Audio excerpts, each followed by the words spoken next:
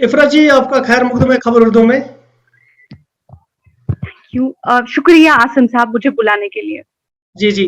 अ, सबसे पहले मैं आपको बता दूं कि आप रिसेंटली अभी मैंने देखा जो आप पॉलिटिक्स में आए तो एकदम से आप एक सेंसेशन बन गए। जी। इंटरनेट पे आपके बहुत सारे वीडियोस होते हैं, लोग ट्रोल भी करते हैं आपको, लोग अप्रिशिएट भी करते हैं आपको। But as a woman it is a very difficult thing to handle, क्योंकि आप नई हो, अभी यंग हो अभी पॉलिटिक्स में।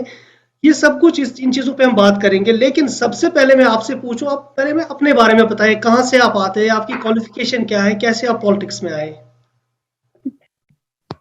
मेरा नाम इफ़रा है। मैं बेसिकली मैं अनंतनाग से हूँ और हम लोग यहाँ पे श्रीनगर में रहते हैं, शालीमार में।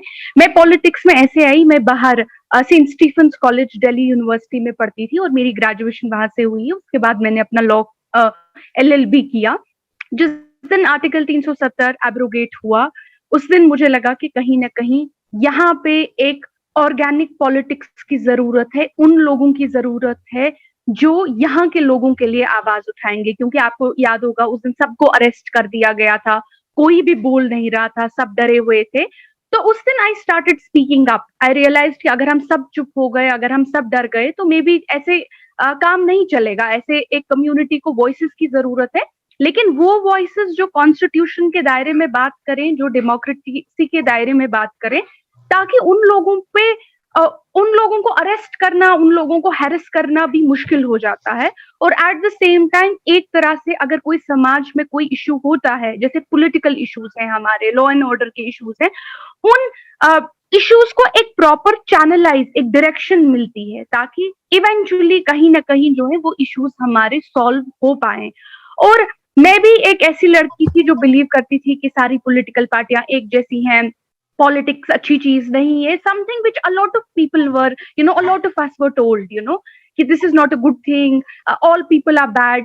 बट आई रियलाइज कि अगर कहीं पे हमको लगता है कि किसी चीज में कमी है, हम्म। तो बार बार बाहर रह के उस चीज को कॉन्स्टेंटली क्रिटिसाइज आप पूरी उम्र कर सकते हो। लेकिन हम्म। मुश्किल ये होता है जब आप जंप करके उस चीज को ठीक करते हो कि अगर यहाँ पे कमी है तो मैं इस चीज को ठीक करूंगा। मुझे लगता है वो बहुत बड़ी बात होती है और कहीं ना कहीं उस बात में आपको अपनी पूरी जिंदगी का करियर, अपनी ख्वाहिशें, अपना सब कुछ दाव पे लगाना होता है। राइट। लेकिन जिसमें जज्बा होता है वही ये चीज इवेंचुअली कर पाता है। नहीं, आपका पॉलिटिकल बैकग्राउंड फैमिली कुछ इस तरह का है कि मतलब आपकी फैमिली से कोई पॉलिटिक्स में, या फिर आप फर्स्ट जनरेशन हो जो पॉलिटिक्स में है?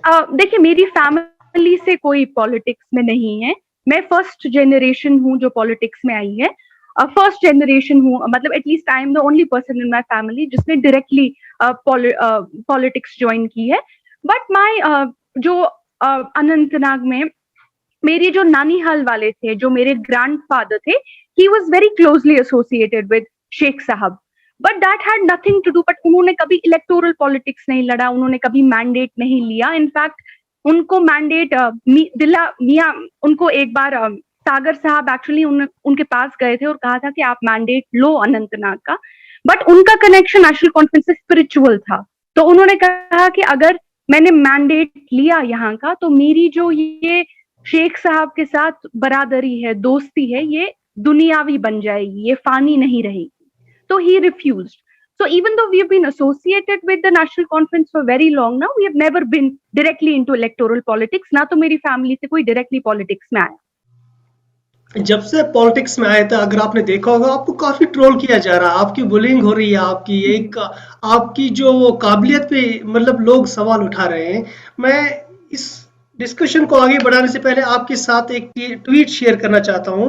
एक जी। सीनियर बंदे हैं वो, उन्होंने उमर अब्दुल्ला साहब को एक ट्वीट किया था, if J K National Conference have this spokesperson, I am sorry this seems the party has lost its sheen and decorum, this does not जी। Go well with the party of intellectuals and leaders. तो एक इस तरह का मतलब जहां पर आपकी काबिलियत, काइंड ऑफ रेसिज्म भी।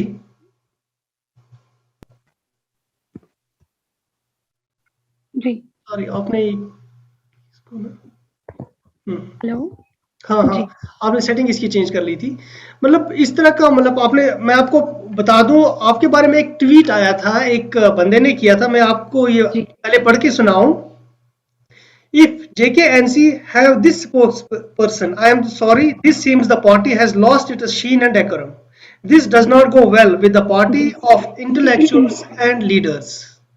तो ये एक ट्वीट किया था, उमर अब्दुल्ला को इसमें टैग किया था। उसके बाद फिर बहुत सारे, हालांकि फीमेल्स भी थे जिन्होंने इसको सपोर्ट किया था कि भाई इसको नहीं। एक वीडियो आपका आया था जिसमें आपने वो पार्टीज के बारे में बात करी थी कि कश्मीर में ज्यादा पार्टीज बन रही है। आपकी सोच है, आपने कैसे सोचा, आपने क्यों वो बोला, वो आपकी सोच है, लेकिन अप्रिसिएशन नहीं मिल रहा है आपको। ज्यादातर जो मैंने देखा क्रिटिसिज्म मिल रहा है। देखिए, अगर क्रिटिसिज्म इस बात पे मुझे मिलेगा कि आपने जो बोला है ये गलत है, इसमें फैक्ट सही नहीं है, हम आपको रियल फैक्ट्स देंगे, तो वो क्रिटिसिज्म जो है वो मैं सीरियसली लेती हूँ उस क्रिटिसिज्म को कि ठीक है, मुझसे इंटेलेक्चुअल गलती हो गई, मुझसे फैक्चुअल गलती हो गई, मुझसे जो मैंने बात की है वो गलती हो गई। लेकिन जब आपको क्रिटिसाइज किया जाता है कि आपने लिटरली, एक औरत ने मुझे क्रिटिसाइज किया कि सर पे दुपट्टा क्यों रखा है, ये भी क्रिटिसिज्म था। दूसरे ने क्रिटिसाइज किया झुमका क्यों लगाया है, किसी ने, जी, this was also a criticism from some people कि आपके उस फोटो में तो सर पे दुपट्टा नहीं था, इसमें सर पे दुपट्टा क्यों है। सो प्रॉब्लम ये हो जाती है कि a lot of people are not ready to accept कि एक औरत जो है उसका भी एक पॉलिटिकल ओपिनियन हो सकता है। तो वह आपके बालों पे कमेंट करेंगे, आपके कपड़ों पे कमेंट करेंगे, आपके झुमके पे कमेंट करेंगे, ये नहीं देखेंगे कि आप बोल क्या रहे हो, जो आप बोल रहे हो उससे डिसएग्री करो, बोलो कि हम डिसएग्री करते हैं इन रीजंस की वजह से, आप कंप्लीटली गलत हो, वो बात बनती है। जहां तक इस ट्वीट की बात आती है, इस ट्वीट पे बहुत सारे लोग थोड़े इरिटेट हो गए इस वजह से क्योंकि मैंने इस ट्वीट में कश्मीरी में बात की। यूजुअली मैं टीवी पे डिबेट करती हूँ तो इंग्लिश में डिबेट करती हूँ, अगर वो चाहे एनडीटीवी पे हो, बरखा दत्त जी के साथ हो, सीनियर पैनलिस्ट मतलब सीनियर जर्नलिस्ट के साथ हो, तो वहां पे कभी किसी ने मुझे ट्वीट नहीं किया जब मैं अंग्रेजी में बात करती हूँ। जब मैं उर्दू में बात करती हूँ तब किसी को दिक्कत और परेशानी नहीं हुई थी। लेकिन इस एक छोटे से वीडियो में मैंने कश्मीरी के 2-3 अल्फाज क्या बोल लिए, लोग पागल हो गए।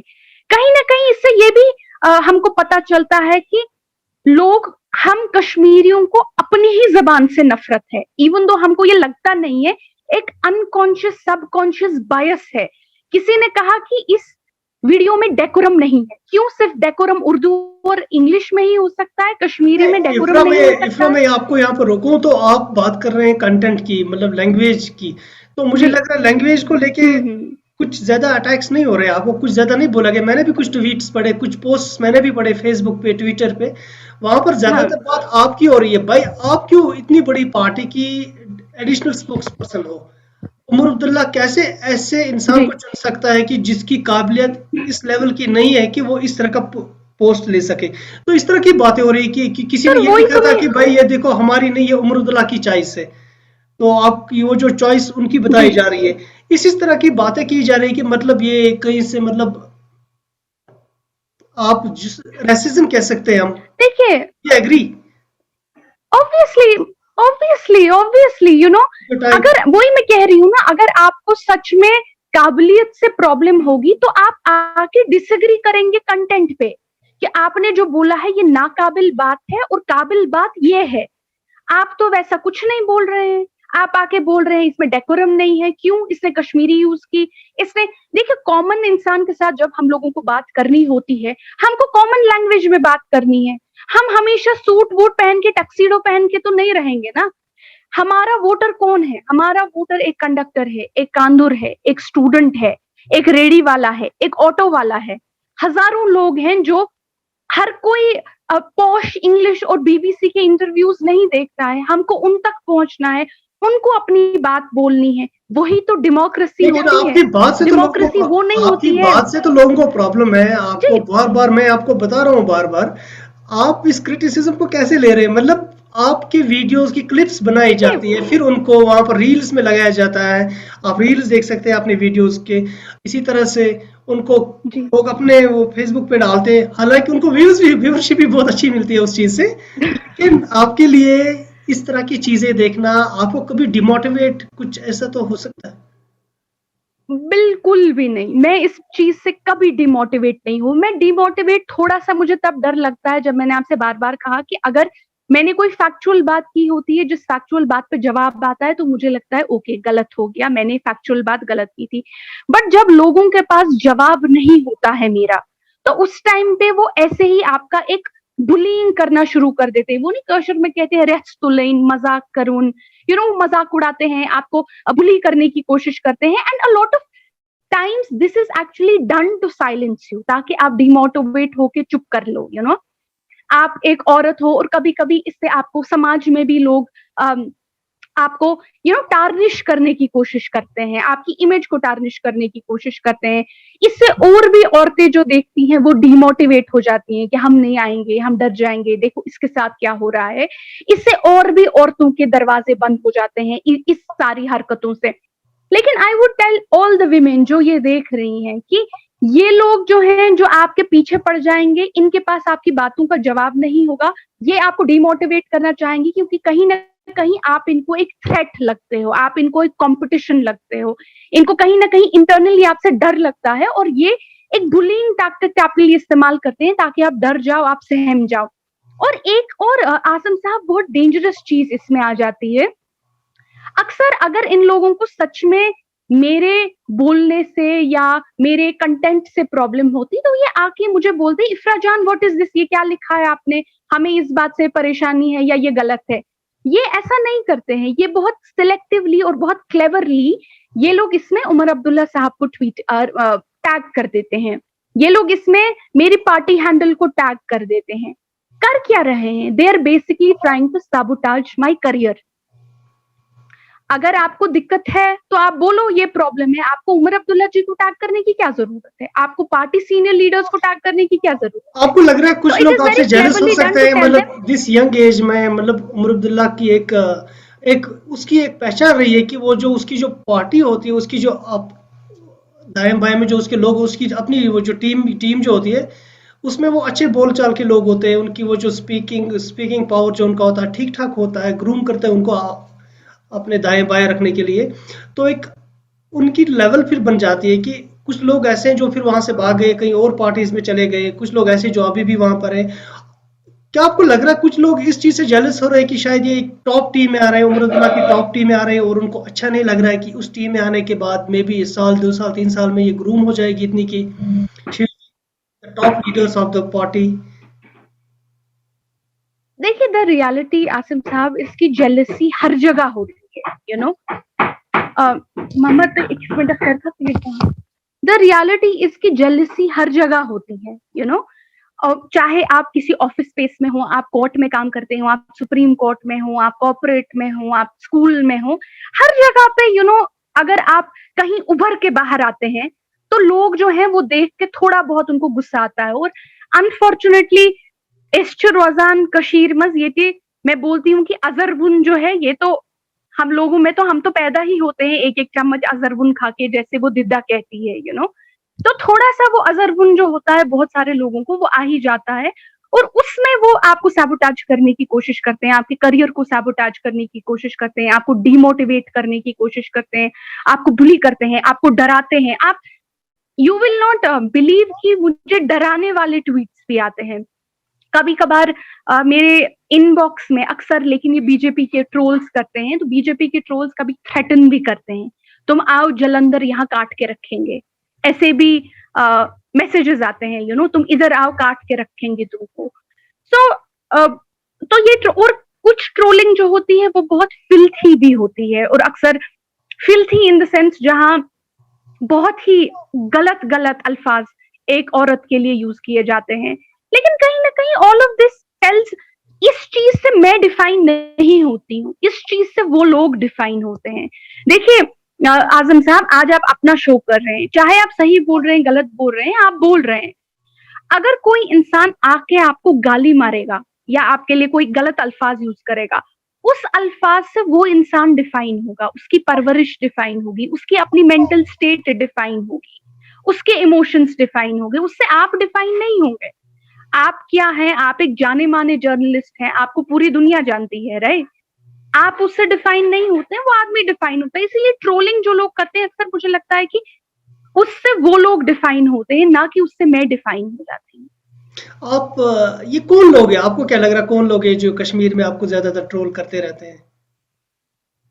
अलग अलग सेट्स के लोग हैं जो अक्सर जो बीजेपी के ट्रोल्स हैं वो बहुत ज्यादा विशियस ट्रोलिंग बीजेपी के साइड से आती है, जिसमें उनकी ट्रोलिंग में गालियां होती हैं, उनकी ट्रोलिंग में थ्रेट्स होते हैं बहुत सारे जो इनबॉक्स में आते हैं कि हम आपको मारेंगे, गाड़ेंगे, ये करेंगे।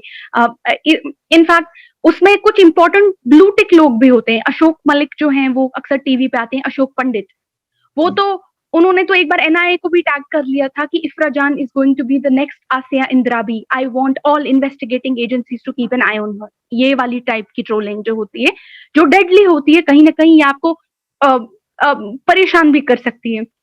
दूसरे टाइप की यहाँ पे जो लोग होते हैं, जैसे जो जिनका शायद पॉलिटिकल पार्टीज में अच्छा करियर नहीं बन पाया, जैसे जो आपने एक दो ट्वीट्स पढ़वाए थे, ये लोग वो लोग हैं जो चाहते थे पॉलिटिक्स में आना। जैसे इफ्तिकार मिसगर साहब हैं, एक बार नेशनल कॉन्फ्रेंस में भी रह चुके हैं, उसके बाद पीडीपी में भी रह चुके हैं, उसके बाद शायद हुर्रियत में भी रह चुके हैं, फिर चले गए हैं। तो similarly a lot of people जो पॉलिटिक्स में अच्छा कर नहीं पाते हैं, उनको लगता है कहीं और न करे तो वो जेलसी भी हो जाती है।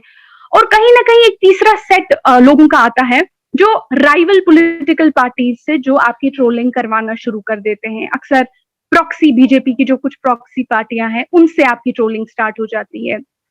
तो generally one good thing has been कि आवाम से मुझे बहुत सपोर्ट मिला है, जो जम्मू और कश्मीर की आवाम है उससे मुझे बहुत सपोर्ट मिला है, और उसी सपोर्ट की वजह से मैं आज खड़ी हूँ, उसी सपोर्ट की वजह से मैं आज बोल पाती हूँ और डट के नेशनल कॉन्फ्रेंस में बीजेपी का मुकाबला कर पाती हूँ, उन्हीं लोगों की वजह से। जो ट्रोलिंग अक्सर होती है वो, जैसे मैंने कहा, 3 सेट से आती है, और कहीं ना कहीं इन तीनों का एक पॉलिटिकल मोटिवेशन है। ये ट्रोल्स आने के बाद, धमकियां आने के बाद, इस तरह की बुलिंग के बाद आपके घर वालों को डर नहीं लग रहा है? अ, देखिए, घर वालों को कभी घर में ऑब्वियसली कोई माइंड इस प्रॉब्लम तरह हो का गई, बना कि मेरे घर छोड़ दो वालों को पॉलिटिक्स डर। को, कुछ और कर लो, क्योंकि अच्छे कॉलेज से आपने पढ़ाई की है, अच्छी ग्रूमिंग आपकी हुई है, घर से कभी इस तरह के मशवरे नहीं आ रहे कि सजेशंस भाई छोड़ दो, या आप इस तरह के ये डेंजरस गेम है, आप कोई और काम कर लो? ऑब्वियसली ऑब्वियसली कभी कभार घर से गया, कभी कभार तो इंसान को खुद लगता है कि ये किस में आ गए। कभी कभार तो खुद जब मैं देखती हूँ, मुझे लगता है भाई मेरा अच्छा खासा लीगल करियर था, I could have taken a flight, मैं अमेरिका जाके बस जाती, यूएस जाके बस जाती, यूके जाके बस जाती, अच्छे खासे पैसे कमाती, ये मैं किस में आ गई। बट फिर जो आपका जमीर होता है वो आपको छोड़ने नहीं देता है। कहीं ना कहीं मुझे लगता है कि ये मेरी रिस्पॉन्सिबिलिटी है, जो हमारे साथ गलत हो रहा है उस पे बात करना मेरी रिस्पॉन्सिबिलिटी है। और कहीं ना कहीं अगर मैं ये यहाँ से डर के भाग जाऊं तो हमेशा मुझे एक गिल्टी कॉन्शियस रहेगा कि मैं अपने लोगों से भाग गई, मैं अपने लोगों की जिस टाइम पे जरूरत थी, जिस टाइम पे लोग बात नहीं कर रहे थे, उस टाइम पे मैं अपने लोगों को छोड़ के भाग गई, और I will never have it on my conscience. तो ये लोग जो भी करेंगे, मैं डटी हूँ। आने वाले 2-3 सालों में आप कहाँ देख रहे हैं अपने आप को? आने वाले देखिए, forget politics. I essentially see myself as voicing the concerns of people. जो भी लोग हैं, जो भी उनके कंसर्न्स हैं, जो भी उनका गुस्सा है, जायज गुस्सा है, जो भी इश्यूज हैं, उनको एक वॉइस देना। चाहे मैं ऑब्वियसली इंशाल्लाह मैं हमेशा एनसी में ही रहूंगी, किसी भी पॉलिटिकल पार्टी में रहूं, किसी भी मतलब नेशनल कॉन्फ्रेंस में ही रहूंगी, किसी भी ओहदे में रहूंगी, किसी भी तरीके से रहूंगी। I see myself for all my life, not just 2 or 3 years, as being the voice of the people, at least the people who want me to be their voice. क्योंकि अक्सर मुझे मैसेजेस आती है, मैम ये issue पे बात कीजिए, हमारे एलजी ने मतलब एलजी साहब को ये कहिए, इस पे बात कीजिए। सिख वुमन जो हमारी एक मनप्रीत कौर थी, उनकी इशू पे मैंने बहुत बात की। यहाँ पे जो लैंड सेल पे लगाई गई, उस इशू पे बात की। जो बच्चों को अरेस्ट कर दिया गया यूएपीए में, चाहे वो किसी भी टॉप न्यूज चैनल का डिबेट हो, मोजो बरखा दत्त जी का डिबेट हो, किसी भी चैनल का डिबेट हो, वहां पे उन बच्चों के लिए कंसर्न्स वॉइस किए, क्योंकि थोड़ा मैं लॉ भी जानती हूँ तो वो भी उसमें हेल्प हो गया। तो I see myself voicing the concerns of the people and speaking the truth, no matter where I am. जी, शुक्रिया बात करने के लिए खबर उर्दू के साथ। We wish you all the best. Thank you, Asim Saham. And I also, Asim Saham, while I leave, I want to thank you and I want to thank people like you, क्योंकि मैंने देखा आपने वहां पे comment भी किया था, मुझे सपोर्ट किया था, मुझे एनकरेज किया था। जब हजारों लड़कियां वो कमेंट देखती हैं आप जैसे लोगों का, तो वो भी शायद उनको भी जज्बा मिलता है कि अगर कोई डिस्करेज कर रहा है, आप जैसे लोग रहेंगे जो उनको एनकरेज करेंगे। और मेरी मम्मा अक्सर कहती हैं कि ये दुनिया जो है ये अच्छे लोगों की वजह से चलती है और वे आप जैसे अच्छे लोगों की वजह से चलती है। Thank thank you. You very much, शुक्रिया। Thank you.